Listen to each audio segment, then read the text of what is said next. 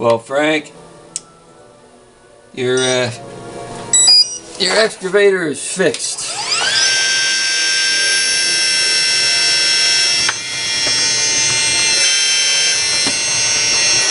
The house is just floating around because I have the rotate motor removed to access the slew ring to take it apart.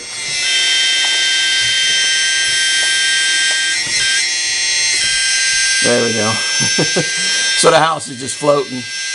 But yeah, the drives are, everything's nice and tight, nothing's leaking, and she's no rocket ship, but the drives work nice and they have good power.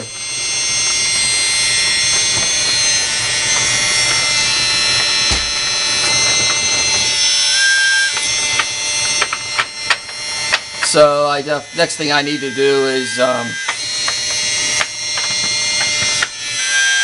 I'm going to clean the whole machine because it has so much hydraulic fluid all over it from the slew ring, you know, from all the hydraulic fluid flying out of the top of the slew ring.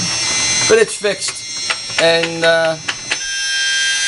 so I will clean it all up and set up the lights and reassemble it and set up the sound system, and we'll fine-tune the radio to your likings whenever you come pick it up.